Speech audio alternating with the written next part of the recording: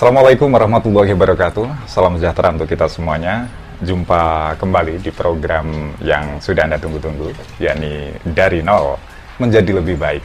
Dan hari ini hari yang spesial karena kami dari Nol Menjadi Lebih Baik ini menghadirkan sosok yang inspiratif di Bojonegoro. Dan semoga saja langkah beliau ini bisa membangkitkan semangat kita juga untuk berentrepreneur atau mungkin untuk bermanfaat bagi lingkungan sekitar. Dan langsung saja kita sapa beliau. Assalamualaikum Pak Masyir. Waalaikumsalam warahmatullahi wabarakatuh. Kabar baik ya? Alhamdulillah. Alhamdulillah. Iya, dan hari ini matur nuwun banget kita bisa bertemu di kesempatan yang luar biasa setelah sekian lama kita juga mencari sosok-sosok yang hebat di lingkungan kita.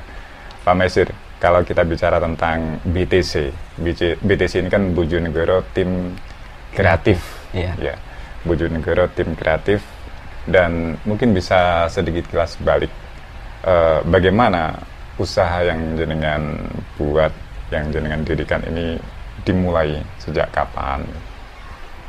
Jadi BTC ini saya membentuk kelompok, nama kelompok ya, kelompok pengrajin ini kita mulai usaha ini dari tahun 2014.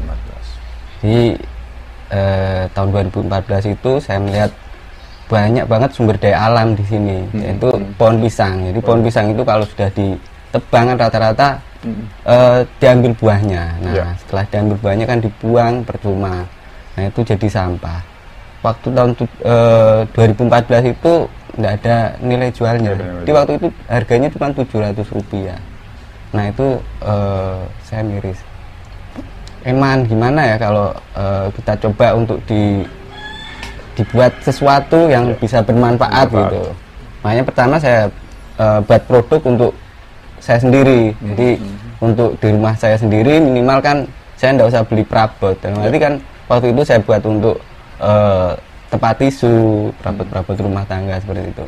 Terus tempat air minum. Jadi minimal saya mengurangi pengeluaran untuk beli perabot seperti itu. Iya. Akhirnya berkreasi gitu ya. Iya. Jadi modal awalnya memang melihat itu terbuang, terus dikreasikan dan dibuat untuk kebutuhan rumah tangga saja. Iya, pertama. Awalnya 2014. Iya. Tapi dari kita berkreasi untuk kebutuhan pribadi, ternyata di situ banyak yang senang, maksudnya tertarik dengan produk yang saya buat itu. Dan kebetulan kan memang produk itu sudah saya buat setting, dalam arti benar itu untuk kebutuhan saya, kebutuhan rumah tangga saya, tapi itu sudah saya setting, saya harus buat produk yang kira-kira harus dilihat orang banyak. Makanya saya buat tempat tisu, kan itu tempatnya nanti kan di ruang tamu, di meja tamu. Nah, itu banyak tamu yang datang kan bisa melihat, oh ini produk apa. Itu banyak yang tanya, ini dari pelepah pisang. Oh ya, oh bisa jadi produk seperti ini. Akhirnya di mana pesannya, banyak yang nanya gitu. Jadi akhirnya tak kasih tahu kalau itu saya yang buat, tapi nggak percaya pertama itu. Ya sudah, saya bilang nanti tak pesenkan kalau gitu. Dan ini kan butuh kreativitas ya. Kalau bicara kreativitas ini kan agak sulit dan agak unik juga. Kalau boleh tahu kilas balik, sebenarnya backgroundnya apa sih, latar belakangnya apa sih Pak Masyir ini? Kok bisa munculkan ide-ide yang begitu banyak sekali produknya? Kalau pasti kan biasanya ada benang merahnya nih, biasanya kreativitas ini didasari apa dulu sebelumnya? Iya, jadi dulu sebelum tahun 2014 itu saya dulu di Jakarta sebenarnya. Di Jakarta itu saya juga buruh juga sih, kerja, jadi kebetulan di advertising. Jadi ada reklame gitu. Desain grafik desain grafisnya. Nah, di sana itu kalau di advertising itu kita habis desain, itu cetaknya kan kalau enggak cetak di media-media yang sudah umum, dalam arti kayak di kertas, di banner, terus di akrilik itu sudah umum, dan media cetak semuanya sudah bisa lah. Nah, di situ saya pengen punya sesuatu, dalam arti desain saya ini mau saya aplikasikan ke media yang lain gitu. Ya. Nah makanya kebetulan di sini banyak sumber daya alam ini. Nah itu melalui proses saya desain, terus saya eksekusi di media pelepah pisang ini. Di selain produknya ramah lingkungan kan memang ya melimpah, bisa manfaatkan sumber daya alam yang ada. Berarti dari ibu kota pulang kampung memang langsung niatan buat ini, ataukah memang sebelumnya ada sesuatu? Ya sebenarnya enggak juga sih. Dipaksa pulang atau gimana? Jadi dulu memang sudah target sih, sudah target dalam arti di dalam hidup ini kita sudah ada target. Memang kalau anak saya sudah mulai masuk SD, saya harus pulang kampung. Dalam arti mau itu sukses atau tidak sukses, dan saya harus punya usaha di kampung. Tapi waktu itu dengan bermodalkan PD dulu dari Jakarta itu kan memang desain, terus saya punya modalnya maksudnya dari mulai laptop apa saja itu punya, kamera, Indigem semuanya itu ada. Nah niatnya mau buka usaha di sini yang berhubungan dengan itu juga. Tapi ternyata cita-cita itu kandas. Iya kandas, beda. Pemahaman di Jakarta sama di kampung itu beda, sampai akhirnya habis. Dalam arti memang benar-benar nol. Dari 2 tahun itu saya nganggur. Dulu saya punya modal laptop semuanya, akhirnya kejual satu sampai memang enggak nol banget sih, tapi kalau hitungan pengusaha, jadi modal awal saya itu tinggal punya uang Rp60.000. Rp60.000. Wow. Dari dulu kalau dihitung-hitung saya pulang dari Jakarta itu puluhan juta asetnya, tapi sampai tinggal 60.000 karena nganggur 2 tahun itu. Iya, nganggur 2 tahun itu. Nah di situ kok ya Allah emang maha pengasih, penyayang, dan mas segalanya ya. Jadi ditemukan ada sumber daya alam yang ada di sekitar itu, kok nganggur, terus saya padukan dengan kemampuan saya itu dari desain itu, ingin membuat produk yang ada beda lah, maksudnya lain daripada yang lain. Begitu. Ya, dan beberapa produk yang bisa Anda lihat, salah satunya mungkin ini ada vas bunga, terus ini ada topi juga. Ini kan the box ya, tapi kalau yang ini sudah ada pengembangan kayaknya ya? Iya, jadi dulu itu tahun 2014 itu saya masih berapa? 15 item, dan enggak semulus sekarang ini, Mas Iwan. Jadi pertama kali saya buat produk ini ya diketawakan sama lingkungan sekitar, bahkan sudah seperti dianggap saya ini gila. Orang gila. Iya, benar. Karena beda dengan yang lain. Emang benar-benar, ternyata emang benar gila saya ini. Gila dengan produk saya sendiri. Sampai saya branding diri saya sendiri dengan produk saya. Jadi setiap hari itu saya eksekusi, saya buat produk ini pelepah pisang. Gimana orang nggak bilang gila, karena emang waktu itu kan nggak laku pelepah pisang. Jadi nggak salah mereka. Memang, jadi mereka memang hanya memanfaatkan buahnya saja. Iya, jadi memang nggak laku. Terus ini kok mau memanfaatkan sampah. Orang yang sudah lama di kampung saja itu bisa lakunya cuman waktu itu kisaran 3.000 kalau dibuat dalungan. Nah ini kok mimpi mau buat produk yang harganya bisa sampai puluhan ratusan sampai jutaan rupiah. Nah di situ ternyata saya akan semakin tertantang. Termotivasi. Iya, dari cibiran orang itu bahwa saya emang harus gila bener. Karena memang dulu kalau di kita kerja juga emang harus gila dengan kerjaan kita. Kalau kita nggak gila dengan kerjaan kita tidak akan bisa sukses. Wah, ternyata emang harus gila kita ya. Iya. Dan jangan kemana-mana, saya akan bongkar lagi infonya. Saya dapatkan bahwasanya BTC ini juga memberdayakan orang-orang di sekitar, bahkan difabel. Seperti apa? Pantau terus hanya di Dari Nol Menjadi Lebih Baik.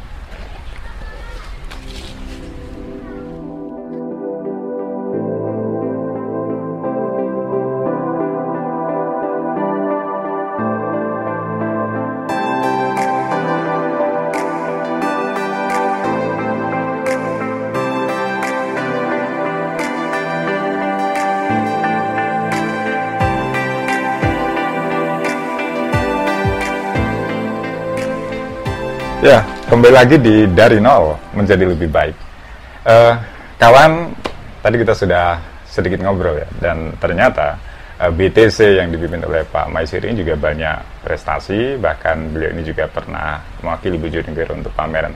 Mungkin bisa dibongkar dulu ini, kira-kira waktu itu kok bisa ikut pameran dan di mana lokasinya? Jadi kita pernah pameran sampai ke luar pulau, Mas. Luar pulau? Iya. Oh. Jadi kalau di Jawa ini sampai ke Jakarta juga pernah. Kalau di Jawa Timur sudah sebetulnya sudah hampir semua kota-kota ya, kota. Dan yang paling jauh itu saya pernah pameran di Batam. Itu emang ikut seleksi, langsung ikut seleksi di Jawa Timur, di Dinas Koperasi Jawa Timur. Nah di situ dari Bojonegoro cuma satu perwakilannya itu dari BTC. Wih, luar biasa.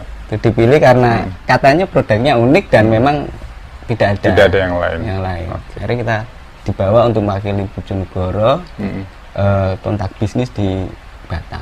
Di Batam. Iya. Dan gini Pak Maisir, biasanya ada teman-teman pengusaha kecil atau mungkin yang baru memulai, kadang mereka ini bingung tentang modal. Tadi Pak Maisir menyampaikan bahwasanya awalnya hanya tinggal uang 60.000. Yeah. Bagaimana sih itu proses uang dengan nilai 60.000 bisa menghasilkan produk, bahkan bisa menghidupi keluarga, bahkan sebesar ini? Iya, Mang. Nah di sini loh Mas Iwan, uniknya kita produksi dengan bahan baku yang ada di sekitar kita ini. Jadi bahan bakunya kita kan tidak beli. Terus proses untuk pembuatan kerajinan ini tidak sulit karena bahan kita tinggal ambil di kebun orang. Dalam arti kita minta, itu tidak beli. Pertama itu. Dua, kita nggak perlu alat. Jadi alatnya itu gunting, cutter itu hampir semua kan punya. Saya sendiri juga punya. Jadi dari 60.000 itu saya cuma beli apa? Beli karton. Sama buat finishing pernis itu. Iya. Jadi lem waktu itu harganya 13.000. Terus vernis itu 40.000. Jadi sama beli karton, iya 60.000 itu saya maksimalkan, saya buat produk. Dan waktu itu alhamdulillah sih Mas, ternyata setelah saya buat produk di rumah itu banyak tamu, langsung ada pesanan. Tapi waktu itu mah pesanan bukan dari Bojonegoro, itu dari Tuban. Itu dapat pesanan tempat tisu itu 100. Nah, alhamdulillah 100 biji. Ya. Dan infonya Mitra, karena Pak Maisir ini sosialnya juga cukup tinggi. Saya dapat kabar dulu cukup banyak sekali para kaum difabel, kawan-kawan kita yang mempunyai kekurangan, ini juga dimanfaatkan ya. Jadi memberikan peluang untuk mereka bekerja, bahkan mempunyai pemasukan. Mungkin bisa diceritakan ini untuk kawan-kawan yang ada di rumah, Pak Maisir. Iya, jadi untuk sampai saat ini ya, Mas Iwan, memang alhamdulillah dari dulu nol saya sendiri, akhirnya berkembang di tahun 2018. Itu kita sudah mulai ada merambah ke pemberdayaan masyarakat, termasuk teman-teman kita yang difabel. Jadi waktu itu banyak rekomendasi dari teman-teman juga. Ini ada teman kita yang difabel, butuh kerjaan kan gitu. Saya ini bukan bos, tapi saya ada peluang kalau mereka mau menangkap sendiri. Insya Allah ya ada rezeki di situ. Terus tapi mereka tidak bisa kemana-mana, bisanya di rumah, tidak apa-apa. Akhirnya saya ajari, saya datang ke rumahnya, bahan baku saya bawa ke rumahnya, saya ajari sampai bisa. Setelah bisa sampai produksi, jadi bisa produksi itu. Kalau produknya sudah jadi, saya yang ambil untuk jadi, dijual. Iya, jadi pemasarannya di saya. Nah, apa nggak sulit? Mereka kan ada kekurangan. Ya memang sulit, tapi karena memang tujuan saya sendiri dari dulu kan memang ingin buka peluang jadi pemberdayaan masyarakat. Kalau kita nyari yang muda ya sebenarnya banyak Mas ya, maksudnya karena kita ingin berbagi dengan yang lain, dalam arti mereka yang kurangan. Jadi kebetulan di BTC ini ini Mas Iwan sampai saat ini itu paling banyak. Jadi mereka itu pekerjanya yang memang sudah sebenarnya tidak layak kerja, dalam arti sudah tidak mempunyai kekuatan. Iya, dan banyak yang bilang orang itu sudah tidak bisa dimanfaatkan. Wus. Iya, memang waktu itu yang teman-teman difabel itu mereka cuma dapat ini ya biasanya dapat bantuan karena saja. nah dia minta kerjaan itu, dan mereka butuh kesempatan sebenarnya. iya. Nah Dengan adanya BTS ini diberikan kesempatan. Jadi mereka dia itu bisanya cuma di tempat tidur, tapi kan mereka tangannya kan normal. Nah kita manfaatkan tangannya kan gitu. Jadi tangannya yang bekerja, dia tiduran ya enggak apa-apa. Kita ajari. Kalau untuk cepat seperti yang orang normal enggak bisa, tapi sekarang luar biasa, sama orang yang normal ini bisa mengalahkan. Contoh bisa buat produk tempat tisu gitu ya. Sehari itu dia bisa dapat 15 biji. Padahal kalau orang normal ini belum tentu. Saya sendiri aja sekarang paling 10 kan gitu. Karena apa? Karena mereka memang konsisten ataukah memang karena memang niatnya mereka gitu ya? kuat dan ingin membuktikan bahwa mereka bisa. bahwa mereka itu masih bisa diberdayakan kan gitu. Masih bisa bermanfaat hidupnya kan gitu. Waktu itu sempat ada berapa teman-teman di Fabel ini yang jadi mitra dari BTS? Ada 6 orang. Itu ada yang perempuan juga. Ada perempuan juga. Iya. Dan itu hampir semua mereka itu memang benar-benar kerjanya cuman buat kerajinan ini. Fokus gitu ya. Fokus di situ. Ya, jadi tidak hanya sekedar membuat untuk diri sendiri, untuk keluarga, tapi ternyata juga kebermanfaatan untuk masyarakat, apalagi kaum difabel gitu. Dan luar biasanya bisa memotivasi, bahkan tadi juga disampaikan bagaimana seorang difabel itu pun bisa lebih produktif dari orang-orang yang normal. Dan Pak Maisir, ada di antara kita yang di momen pandemi COVID-19 ini kan banyak mereka yang berkeluh kesah tentang kondisi dan sebagainya. Apakah BTS juga terdampak? Di musim pandemi ini ya tetap kita sangat berdampak, Mas Iwan. Jadi sebelum pandemi itu hampir jadi karena memang di BTS ini bukan cuman kita membuat kerajinan saja, Mas Iwan. Jadi ya karena kita kan ada edukasinya, nah itu ada pembelajaran untuk anak-anak sekolah.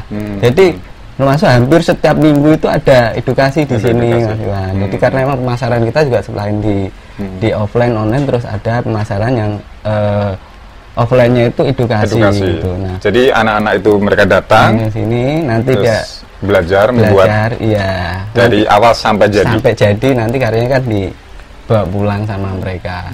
Nah itu di pandemi ini ya sangat karena dilarang berkerumun kan? Iya, jadi produk kita itu kan memang ininya kan lebih ke souvenir ya, Mas Iwannya. Iya. Nah souvenir itu acara sudah nggak boleh, udah nggak ada nikahan, acara besar-besaran. Nah terus nggak boleh berkerumun, anak-anak juga, anak sekolah sendiri kan juga libur, jadi secara otomatis di sini edukasi itu juga libur.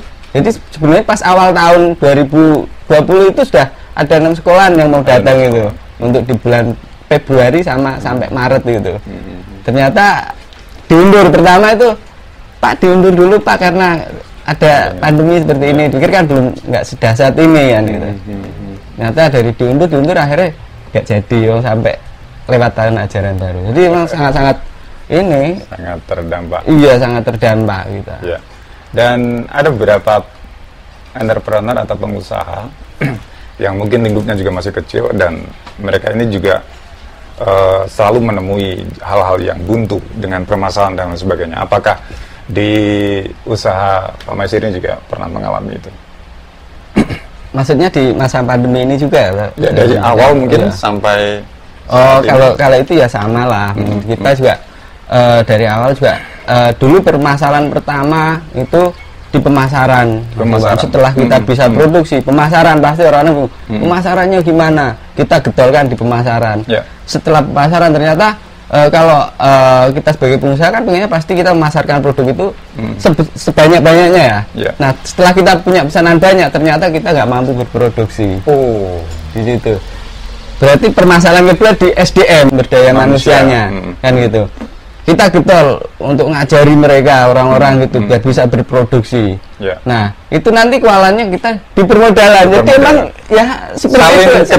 Iya kayak mata rantai gitu. Jadi setelah karena kan kalau kita di pengrajin kan harus bayar gas, Mas. Ya. Kalau ke bayar kita kan ada yang DP, ada yang bayar nanti. Iya, gitu. Seperti itu. Permasalahannya di permodalan. Tapi alhamdulillah dengan gimana ya, kita jalani karena memang di BTC ini kita sebutnya kan kekeluargaan, dalam arti kelompok ini emang selalu saya terapkan untuk saling terbuka. Jadi ketika memang saya belum bisa, tak kasih tahu saya ini bukan bos kan gitu. Kita sama-sama kita belajar bareng di sini. Mungkin kebetulan karena memang di sini bentuknya sistemnya kelompok, jadi bukan saya ketuanya kan gitu. Jadi saya kasih tahu memang kalau memang dari sana belum ada uang masuk, nah saya juga terus terangkan gitu. Karena kita saling ngerti, ya alhamdulillah bisa berjalan seperti ini. Ya, itu ya. Dan ternyata antara penjualan, terus produksi, bahkan sampai ke permodalan tadi. Nah, langkah-langkah apa sih yang dilakukan dari Pak Masyar? Kalau sudah tadi permasalahan penjualan udah teratasi mungkin. Kalau saat ini apa penjualnya melalui marketplace? Atau kan memang hanya jual di medsos atau seperti apa saat ini? Jadi dari dulu sampai sekarang ini saya cuman penjualan saya itu lebih banyak di offline, karena memang saya online itu enggak ada. Cuman di Instagram sama Facebook itu kan kita nggak jualan, kita cuman menginfokan kegiatan kita saja, sama info kegiatan teman-teman itu seperti ini tadi. Tapi untuk berjualan langsung di online itu belum, saya memang nggak punya toko online, dan itu yang garap teman-teman juga sih. Jadi kita ngasih kesempatan untuk reseller kita. Jadi ada saat ini ada beberapa reseller Mas Iwan, alhamdulillah. Jadi kita ada di Tangerang itu ada 2 reseller saya, terus di Bekasi ada 1, di Kalimantan itu ada 1 juga. Jadi ada kasih kesempatan mereka menjualnya lewat toko online, jadi seperti itu. Tapi tetap dengan brand BTC? Atau mereka punya brand sendiri tapi yang produksi sini? Jadi ada beberapa produk yang memang setelah dibawa sana di brand sana enggak apa-apa. Kalau saya sendiri sebenarnya sini bisa muter. Iya, saya bisa produksi, dan ketika produk yang saya jual ini dengan branding saya. Karena kalau kita ego dengan wah brand saya harus brand saya, itu juga sulit juga Mas Iwan. Ada juga kan teman-teman yang kadang wah kalau enggak pakai brand saya enggak saya jual, itu sebenarnya menurut saya itu juga salah juga ya. Kita harus safety dulu di perputaran perputaran itu. Jadi ketika orang lain mau menjual dengan dikasih brand enggak apa-apa, tapi itu harganya tetap harganya mahal Mas. Jadi saya kasih harga yang mahal karena memang brand saya dihilangkan. Tapi ketika saya bisa menjual sendiri kan, jadi saya menghidupkan branding saya sendiri. Jadi toh itu sering juga Mas Iwan, ada salah satu teman gitu, pas mereka datang saya dapat dari Jakarta oleh-oleh ini ternyata ada tebal gitu, bilang ternyata itu ya produk saya ya gitu. Nggak apa. Iya. Dan kalau punya banyak mitra dan teman-teman di difabel, berarti Pak Masyar sendiri yang jadi quality controlnya, cek langsung ini harus gini nih, ini kurang bener nih. Iya, sampai segitu. Jadi karena saya ada 27 itu mereka mengerjakan di rumahnya masing-masing kan. Nanti setelah produk itu jadi semuanya setornya ke sini, kembaliin sini ke workshop sini. Jadi karena dari 27 tangan itu pasti kan beda-beda. Nah, yang buat desain produk itu saya, standarnya kan juga saya. Jadi yang jadi quality controlnya saya sendiri. Jadi ketika produk ini keluar sudah sampai bayar itu sudah standar. Insya Allah sudah sama semuanya. Sama semuanya. Gitu. Ya, dan kalau ke lingkup permodalan Pak Masyar, apakah juga saat ini udah gede nih? Apakah dari pihak-pihak ketiga ini juga sudah mulai menawarkan, ataukah mungkin ada peluang-peluang? Ataukah memang selama ini tetap mandiri? Ya juga Mas Iwan. Jadi sebenarnya BTC ini juga disupport juga dari pihak ketiga Mas Iwan, yang memang benar-benar pihak ketiga yang berjasa di BTC ini. Pertama itu dari Koperasi Karep Mas. Koperasi Karep. Mungkin saya harus menyebutkan karena memang yang paling berjasa itu pertama itu Koperasi Karep. Jadi waktu itu saya dibawa ke pameran sampai ke Surabaya, Grand City sampai setan saya itu didatangi Bapak Menteri itu cuman satu-satunya setan Bojonegoro yang Pak Menteri Koperasi itu mau datang dan melihat gitu. Melihat sampai memakai. Iya, pakai topi saya juga gitu karena katanya produknya ini memang unik dan ramah lingkungan. Sama itu Koperasi Karep. Terus karena dari Koperasi Karep itu kita juga disuplai bahan baku gratis dari sana, diantar sampai sini gratis. Terus di permodalan alhamdulillah ya memang itulah kita banyak bersyukur. LMI datang ke kita menawarkan kerjasama, kita dimodali sama LMI. Jadi seluruh pengrajin saya waktu itu 25 waktu itu tahun 2018 ya kita kontrak sama LMI selama setahun dibina sama LMI. Seluruh pengrajin saya itu dikasih modal. Dan di BTC sendiri dikasih modal untuk membeli karya dari pengrajin. Jadi makanya kita saling menguntungkan gitu. Iya. Simbiosis mutualis. Selain itu juga kita didukung Mas Iwan kayak kita pameran itu setiap milad LMI pasti kita diundang dan souvenirnya itu dari BTC. Termasuk waktu itu kita diundang waktu ada acaranya Bu Menteri juga. Menteri juga. Oke. Ya, kita di sesi ini kita rehat sejenak, kita ngopi sejenak, tentunya hanya di Dari Nol Menjadi Lebih Baik.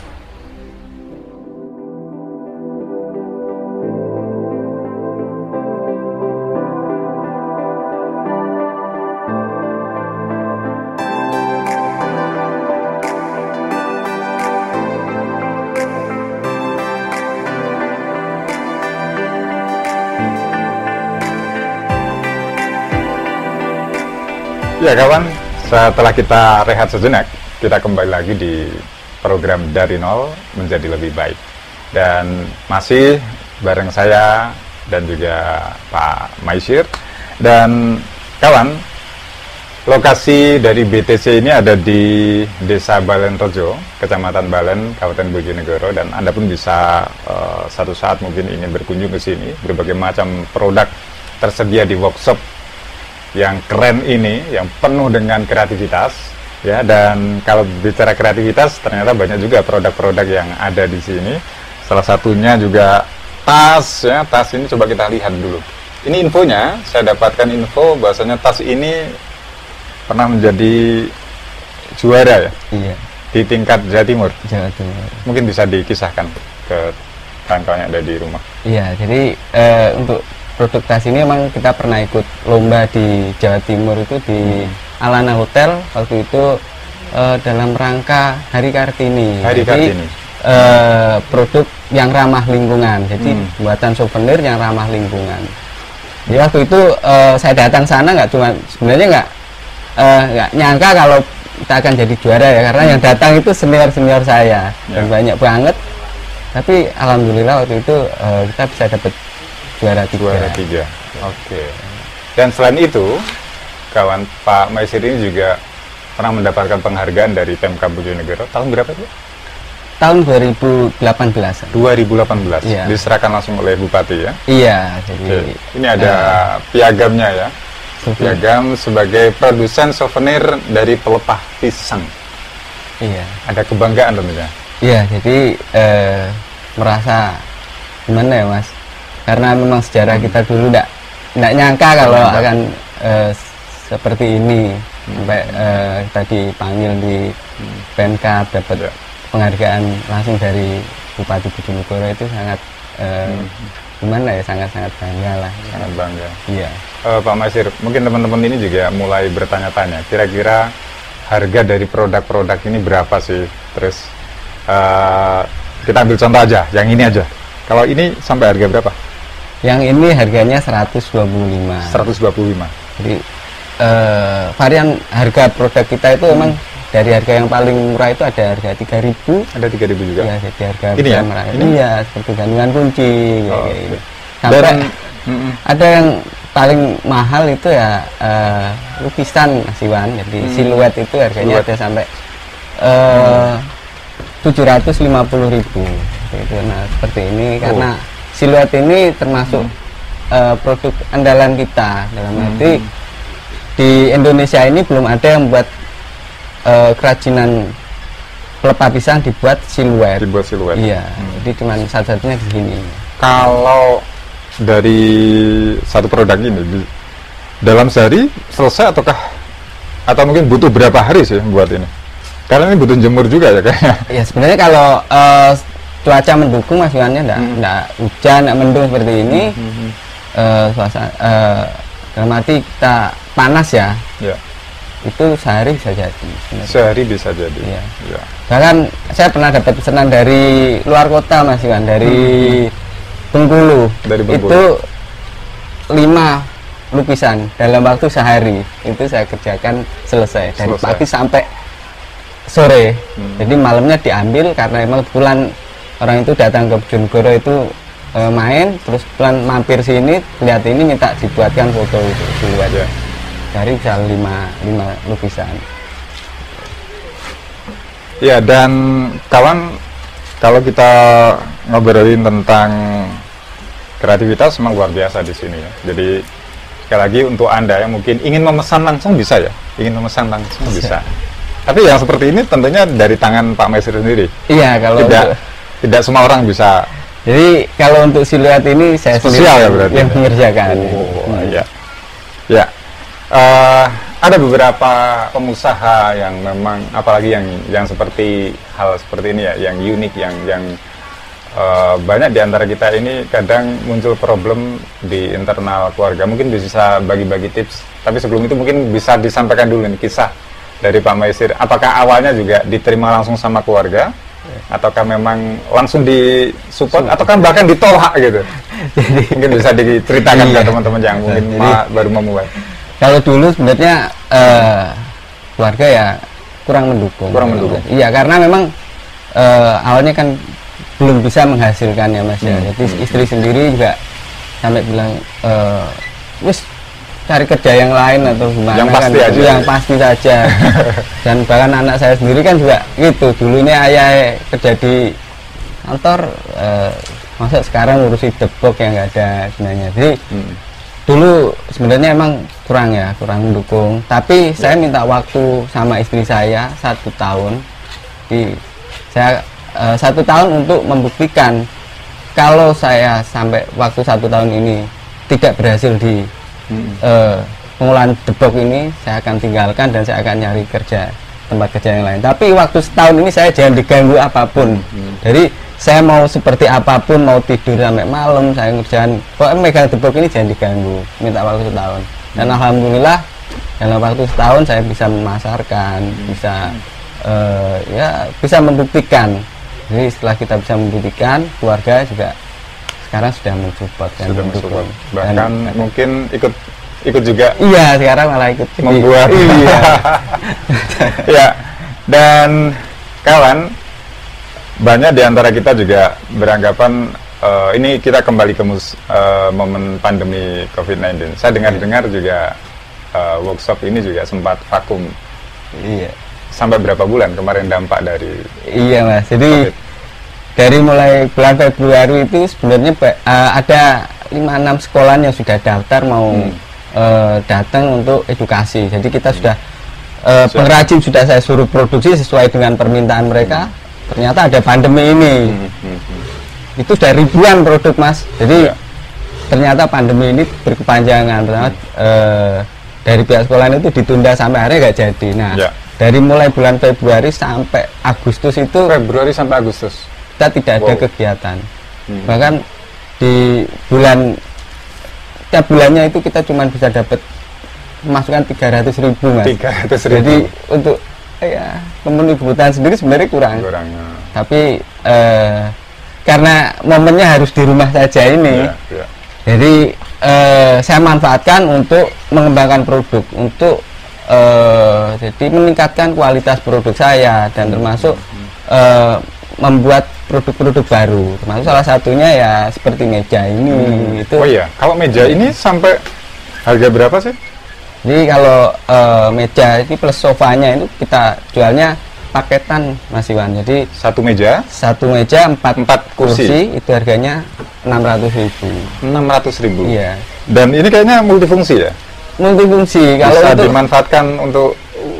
Jadi kalau untuk kafe ini cocok banget menurut saya, karena ini bisa dibuka nanti ketika kafe itu tutup, mungkin produknya bisa dimasukkan ke dalam, jadi aman dari binatang-binatang itu, dari tikus atau jadi ini multifungsi bisa dibuka. Ya, bisa dibuka ya, di dalam bisa dimasukin mainan anak-anak atau apa gitu. Iya, termasuk ada juga salah satu Sky itu yang pesan khusus untuk dibuat di sana, karena memang setelah anak-anak pulang sekolah itu kan biasanya berantakan teman-teman. Nah, ini tinggal dimasukkan kan langsung bisa rapi.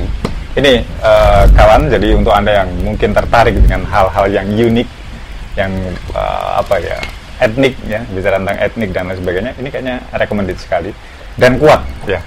Kuat sekali. Iya, kemarin kuat Mas. Sudah dicoba. Sudah dicoba. Kan kalau cuma diduduki gini, asal nggak gitu. Kalau yang duduk ada beratnya 100 kilo kuat enggak? Kalau diduduki kuat, tapi kalau untuk diinjak ini kemarin sudah dites dengan beban orangnya itu beratnya 80 kilo enggak apa-apa. 80 kilo enggak apa-apa. Jadi silakan Anda bisa hadir ke workshop dari BTC ya, di Balen Rejo, di Kecamatan Balen, Kabupaten Bojonegoro, kawan. Dan Pak, di antara kita mungkin juga bertanya-tanya dengan olahan apa ya, bisa dibilang limbah gitu ya. Dan pasti kawan-kawan di rumah ini juga mulai bertanya, kira-kira omsetnya ini berapa sih dalam sebulan gitu. Mungkin di masa awal sampai sukses, sampai turun lagi kemarin mungkin bisa disampaikan. Iya.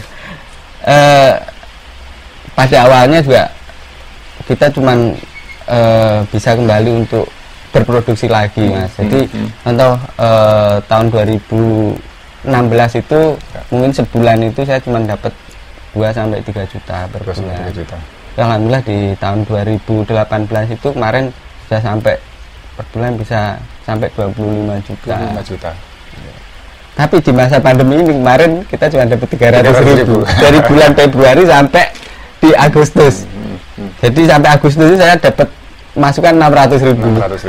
Jadi memang tahun ini benar-benar kalau ditanya setahun berapa pendapatannya, kalau tahun ini mungkin cuma 5 juta mungkin.